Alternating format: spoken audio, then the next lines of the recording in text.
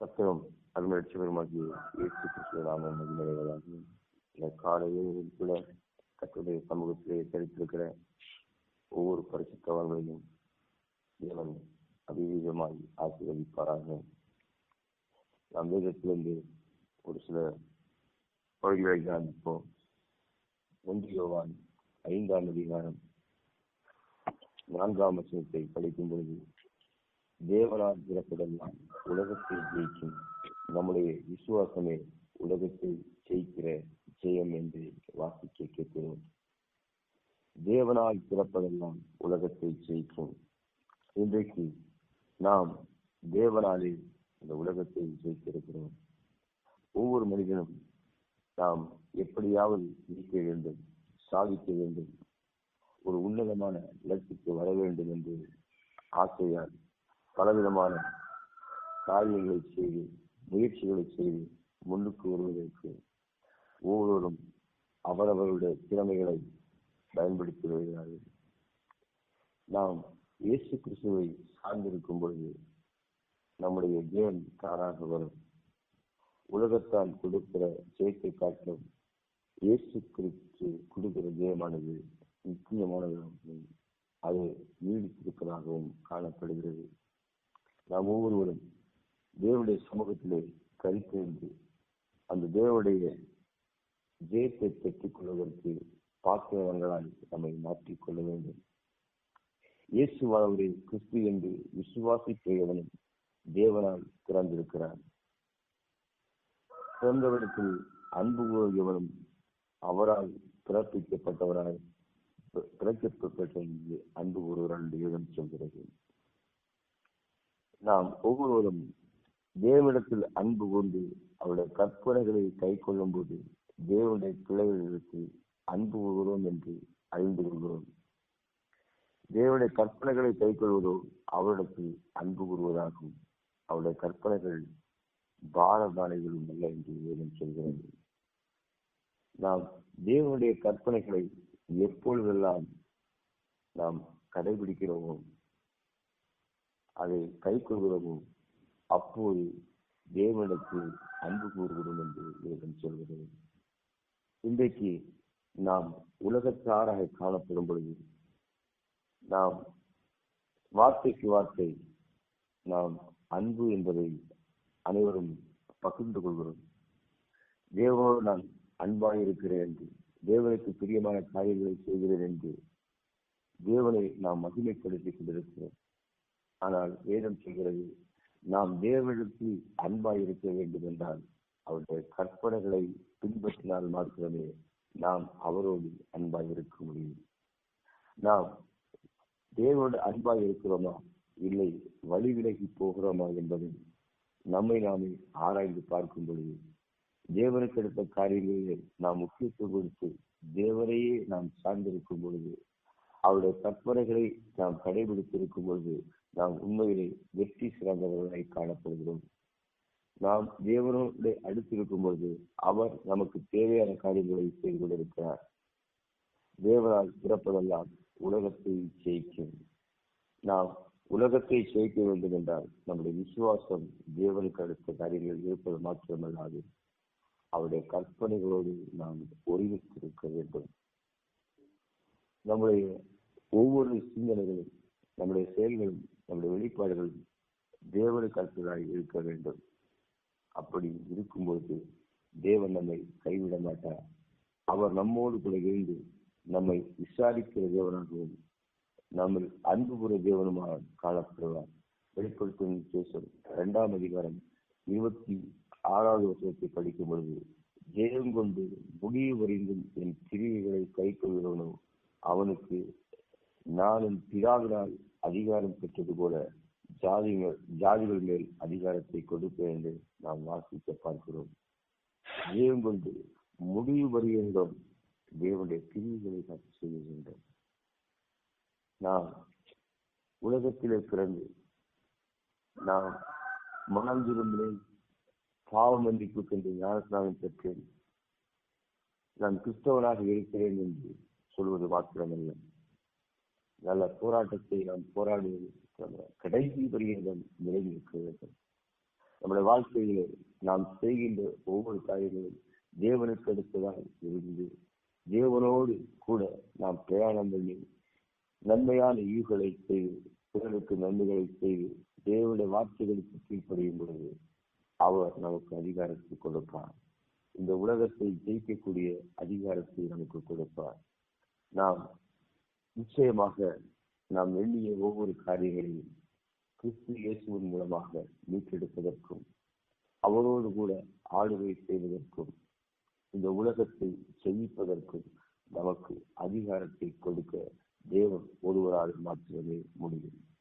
அந்த உன்னதமான தேவன் நமக்குள் வாசம் பண்ணி கொண்டிருக்கிறார் என்பதை நாம் அறிந்து கொள்ள வேண்டும். இந்த உலகத்திலே எத்தனையோ ஜனங்கள் வாழ்கிறார்கள், ஆனால் தேவனை அறியாமல் அநேகர் மாண்டு போகிறார்கள். வேதத்தை தெரியாமல் அநேகர் மாண்டு போகிறார்கள். அவர்களுக்கு நிச்சயம் என்ன என்பதே தெரியாது. ஆனால் அவரை அறிவுள்ள நமக்கு தேவன் நிச்சயம் என்ன, பரலோகம் என்ன என்பதை நமக்கு தெளிவாக கற்றுக் கொடுத்திருக்கிறார்.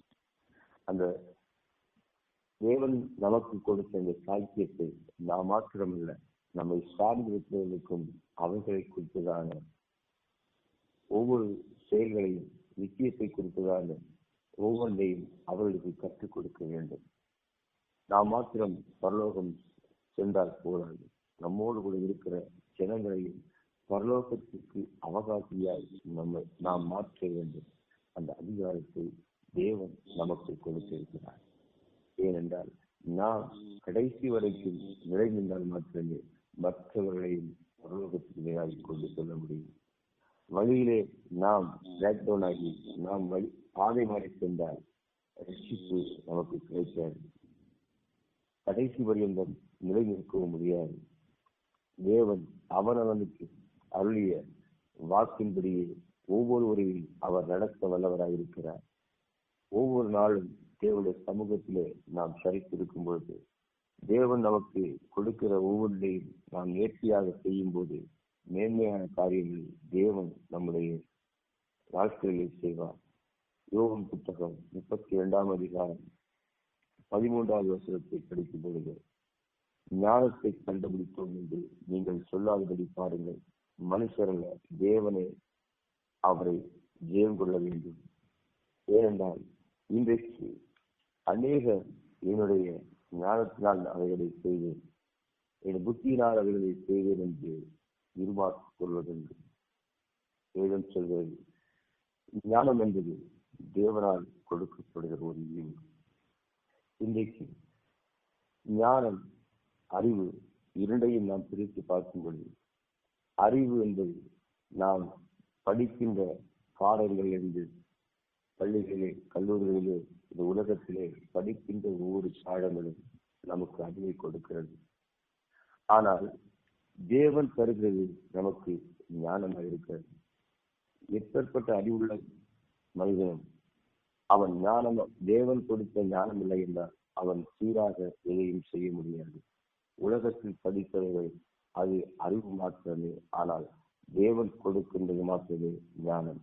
அந்த ஞானத்தை நாம் கண்டுபிடித்தோம் என்று சொல்லாதபடி தேவனே எனக்கு கொடுத்தார் என்று, தேவனே எனக்கு கொடுத்தபடியாலே நான் ஜெயம் உள்ளவனாய் மாறினேன் என்று யோபு சொன்னார்.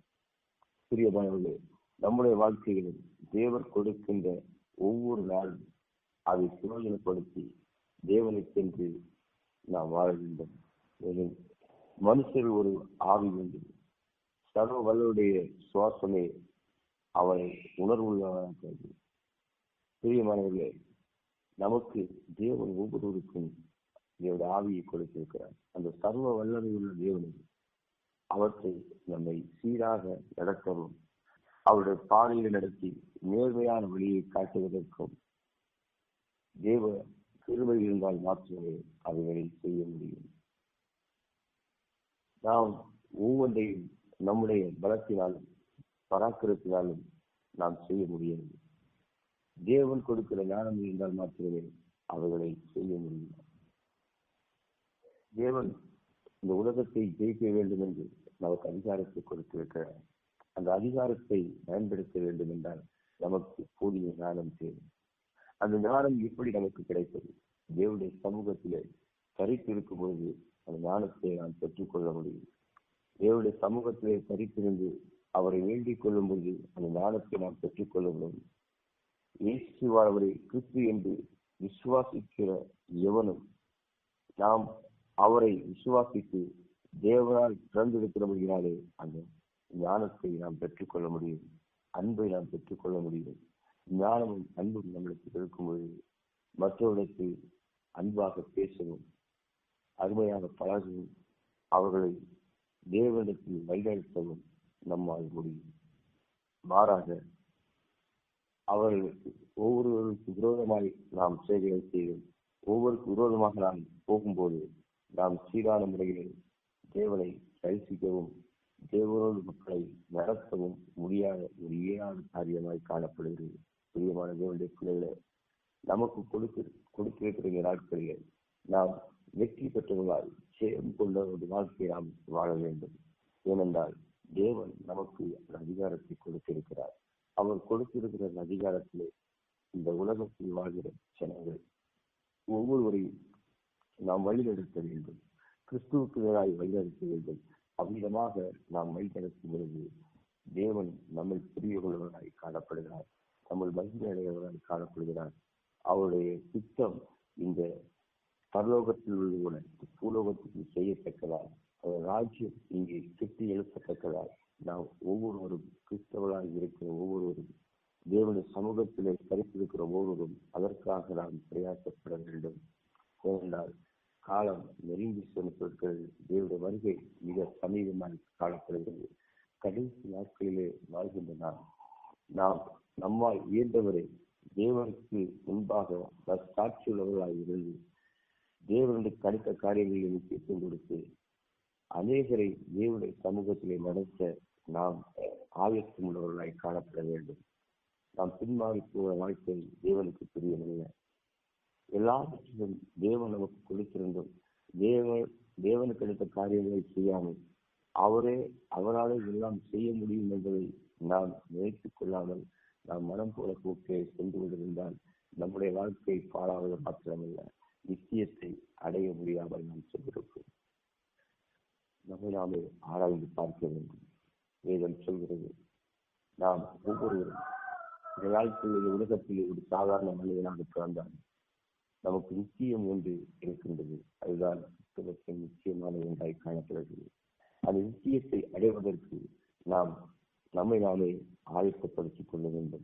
வெளிப்படுத்தின சுவிசேஷம் 2ஆம் அதிகாரம் 26வது வசனத்தை படிக்கும்போது, ஜெயம் கொண்டு முடிவறியென்றும் என் கிரியைகளை கைக்கொள்கிறவனும் அவனுக்கு என் பிதாவினுக்கு அதிகாரம் பெற்றது போல ஜாதிகள் மேல் அதிகாரத்தை கொடுக்கிறேன் என்று கர்த்தர் சொல்கிறார். முடிவு பரியந்தம் நாம் இந்த உலகத்தில் வாழ்கின்ற ஒவ்வொரு நாளும் அவரோடு நாம் இருக்க வேண்டும். அவரை சார்ந்திருக்க வேண்டும். அப்பொழுது அவர் நமக்கு கிரீடத்தை கொடுக்க வல்லவராக இருக்கிறார். ரோமர் 8ஆம் அதிகாரம் 37வது வசனத்தை படிக்கும் பொழுது, இவைகள் எல்லாவற்றிலையும் நாம் நம்மில் அன்பு கூறுவதனாலே முற்றிலும் ஜெயம் கொள்வதனாய் இருக்கிறோம். நாம் நம்மில் ஒருவருக்கொருவர் அன்பு கூற வேண்டும். நாம் ஒவ்வொருவரும் சகோதரனாக நம்ம பாவித்து ஒருவருக்கொருவர் நாம் அன்பை பாராட்டும் பொழுது தேவன் நம்மில் பிரியப்படுகிறவராக இருக்கிறார். சகோதர அன்பு மிகவும் முக்கியமான வேண்டியதும் சொல்கிறது. நாம் இந்த உலகத்தை ஜெயிக்க வேண்டும் என்றால், நாம் ஜெயம் கொண்டவர்களாய் வாழ வேண்டும் என்றால், தேவனிடத்தில் அதிகாரத்தை பெற வேண்டும் என்றால், நாம் ஒருவருக்கொருவர் அன்பு பாராட்டுகிறவர்களாய் காணப்பட வேண்டும். சகோதர சிநேகம் எல்லாவற்றிலும் முக்கியமானதாய் காணப்படுகிறது. நாம் தேவனுக்கு அடுத்த காரியங்களை முக்கியத்துவம் கொடுக்கிறது போல நாம் கர்த்தருக்குள் நாம் ஒன்றாய் இருக்கிறோம். கிறிஸ்துவுக்குள் நாம் சகோதரராய் இருக்கிறோம். நாம் கிறிஸ்துவுக்குள் சகோதரராய் இருக்கிறோம். நாம் ஒருவருக்கு ஒருவர் அன்பு பாராட்டும் பொழுது இந்த உலகத்தை நம்மால் கலக்க முடியும் என்று சொல்கிறது. இந்த உலகத்தில் இருக்கிற ஒவ்வொரு மனுஷனையும் தேவனுக்கு நேராக வழிநடத்த முடியும் என்று சொல்கிறது. பிரியமான தேவனுடைய பிள்ளைகளை, இந்த நாளிலும் கூட தேவன் நமக்கு கொடுத்திருக்கிற தாளந்துகளை நாம் குத்தியுள்ள கன்னிகளைப் போல எப்பொழுதும் தீவட்டிகளை ஆயத்தமுள்ளவர்களாய் வைத்திருக்க வேண்டும் என்று தேவன் நமக்கு உணர்த்தி கொண்டிருக்கிறார். நாம் எப்பொழுதும் ஆயத்தமாக இருக்கும் பொழுது, மணவாளன் வரும்பொழுது நாம் எடுத்துக் கொள்ளப்படுவோம். நாம் ஆயத்தம் இல்லாமல் இருந்தால் மணவாளன் வரும்பொழுது மற்றவர்களுக்கு வந்து நாம் தீவட்டிகளுக்காக எண்ணெய்களை கடன் வாங்க முடியாத ஒரு சூழல் உருவாகும். எனவே நம்மை நாமே ஆராய்ந்து பார்த்து என்னில் என்னென்ன தவறுகள் இருக்கின்றன, நான் என்னை எப்படி சீர்படுத்துவது, நான் பரலோக ராஜ்யத்தின் அவாசியாய் மாற வேண்டும் என்றால் நான் எப்படிப்பட்டவனாக இருக்க வேண்டும் என்று புத்தியுள்ள கன்னிகைகளைப் போல எப்பொழுதுமே எண்ணெய் நிரப்பப்பட்டவர்களாய், அபிஷேகத்தினால் நிரப்பப்பட்டவர்களாய், தேவனுடைய வருகை எதிர்கொள்வர்களாய் நாம் ஆயத்தம் உள்ள மனவாட்டியாக காணப்பட வேண்டும். ஏனென்றால் மனவாளன் வரும்பொழுது ஆயத்தம் உள்ளவர்களை மாத்திரம் அவர் தன்னோடு சேர்த்துக் கொள்வார். அவருடைய வருகை சீக்கிரமாக இருக்கிறது. காலம் கடந்து கொண்டிருக்கிறது. ஆனாலும் இந்த நாட்களிலே பார்க்கும்போது அவருடைய வருகை நெருங்கி நெருங்க இந்த உலகத்திலே பலவிதமான நெருக்கடிகள், பலவிதமான பாவங்கள், பலவிதமான குற்றின்பங்கள் எல்லாவற்றிலும் இந்த உலகமானது மூழ்கடித்துக் கொண்டிருப்பதை நம்முடைய கண்களால் பார்க்க முடிகிறது. அருமையான தேவனுடைய பிள்ளைகளை நாம் ஒவ்வொருவரும் நம்மை நாமே ஆயத்தப்படுத்துவோம். நம்மை ஆயத்தப்படுத்தி தேவனை சந்திக்க நாம் ஆயத்தமாக இருப்போம். நாம் முற்றிலும் ஜெயம் கொண்டவர்களாய் மாறினால் மாத்திரமே, அவரை நாம் தரிசிக்க முடியும். அவருடைய முகத்தை நாம் பார்க்க முடியும். அந்த மணவாளனாய் இயேசு கிறிஸ்து வருகை இதோ சீக்கிரமாக இருக்கிறபடியாலே நம்மை ஆயத்தப்படுத்தி தேவனுக்கு முன்பாக புத்தியுள்ள கன்னிகைகளைப் போல இருப்போம். இந்த வார்த்தைகளாலே தேவன் நாம் ஒவ்வொருவரையும் ஆசீர்வதிப்பாராக. நாம் ஒரு நிமிடம் கண்களை மூடி செபிப்போம். எங்கள் பரலோக தகப்பன, இந்த நல்ல வேலைக்காக ஸ்தோத்திரிக்கிறேன் தகப்பன. இந்த கால வேலையை கூட தகப்பன உங்களுடைய சுத்தம் செய்ய நீர் எங்களை பிரயோஜனப்படுத்தும்படிக்கு செபிக்கிறேன் தகப்பன. கர்த்தாவே, ஜெயம் கொள்கிற வாழ்க்கை எங்கள் ஒவ்வொருவருக்கும் நீர் தருகிறார்கள். கர்த்தாவே, இந்த உலகத்தில் காணப்படுகிற எல்லா விதமான நாச மோசங்களிலும் எங்களை விலைக்கு பாதுகாத்து நிச்சயத்தை அடைவதற்கும் கடைசி வரையங்கள் நிலை நிற்பதற்கும் எங்களோடு கூட தகப்பன ஒரு கூட்டம் ஜனங்களை உங்களுடைய சமூகத்திலே கொண்டு வருவதற்கும் நீர் எங்கள் ஒவ்வொருவருக்கும் சாட்சியம் தரும்படி செபிக்கிறேன். எல்லாவற்றையும் உங்களுடைய கிருபையை ஆண்டவரை நடத்தப்பட்டு இயேசு கிறிஸ்துவின் நாமத்தில் ஜெபிக்கிறேன். ஜெபத்தை கேளும் ஜீவனுள்ள பிதாவே. ஆமென்.